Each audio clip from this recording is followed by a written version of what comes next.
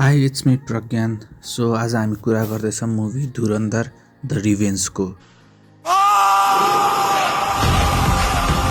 So यो movie चाहिँ basically धुरन्धर first पार्टको sequel हो, जसमा चाहिँ लिड एक्टरमा रणवीर सिंह छन् र योभन्दा अगाडि चाहिँ अक्षय खन्ना पनि यो मुभीको लिडमा थिए। योपालि चाहिँ बेसिकली रणवीर सिंह र अर्जुन रामपाल चाहिँ लिडमा देखिन्छन्।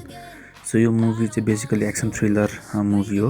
जसलाई एक्सन मनपर्छ, थ्रिलर मनपर्छ, त्यस्तो अडियन्सहरूको लागि चाहिँ यो मुभी बेस्ट मेड छ अहिलेको रिसेन्ट टाइम्समा। यो मुभी चाहिँ एकजना स्पाईको बारेमा हो, जो चाहिँ पाकिस्तान गएर आफ्नो इन्डियाको प्रोटेक्सनको लागि लागेको हुन्छ। मुभीको स्टोरीको बारेमा कुरा गर्ने हो भने चाहिँ खास मुभीको प्लट चाहिँ फर्स्ट पार्टमा जे छ त्यो नै बेस बनाएर यो सेकेन्ड पार्ट बनाएको छ। यो मुभीमा चाहिँ बेसिकली जुन फर्स्ट पार्टमा प्लट गरिएको थियो त्यसलाई टोटली रिभेन्ज फर्ममा लेखिएको छ। जसरी एउटा स्पाईले आफ्नो देशको लागि कसरी बदला लिनुपर्छ, जुन पाकिस्तानको टेरिस्ट ग्रुपहरूले एट्याक गरेको थियो इन्डियामा, त्यसको लागि अब एउटा स्पाईले कसरी रिभेन्ज लिने हो आफ्नो देशको लागि भनेर मुभीको प्लट लेखिएको छ। अब मुभीको बेस्ट पार्ट कुरा गर्ने हो भने चाहिँ मुभीको स्क्रिप्टै हो।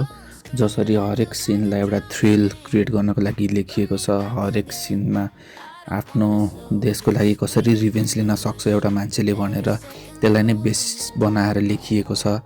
र रणवीर सिंहको एक्टिङ, जुन र एक्टिङ छ उसको आफ्नो पास्टमा उसले के खपेर आफ्नो देशको लागि पाकिस्तान गएर रिभेन्ज लिनको लागि उसले केसम्म खप्नु परेको छ भनेर जुन लेखिएको छ त्यसले चाहिँ आफ्नो अडियन्ससँग वेल कनेक्ट फिल हुन्छ। Arjun Rampal as a negative role पनि फ्यान्टास्टिक खेलेका छन्। योभन्दा अगाडिको मुभीहरूमा धेरै फ्लप फिल्म दिएका थिए उनले, तर यो फिल्ममा चाहिँ उनको डेफिनेटली बेस्ट कमब्याक देखिएको छ।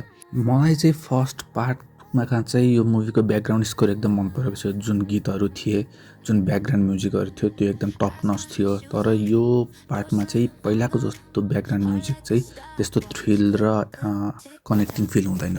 फिल्ममा सञ्जय दत्तको एक्टिङ पनि वेल रिटन छ। अर्को एउटा भेटेरन एक्टर छन् जसको नाम चाहिँ राकेश बेदी हो। उनले पनि यो फिल्ममा धेरै नै राम्रो एक्टिङ गरेका छन्। So as a whole this movie is definitely worth watching. तपाईँ आफ्नो साथीहरूसँग जानुहोस्, परिवारसँग जानुहोस् वा एक्लै जानुहोस्।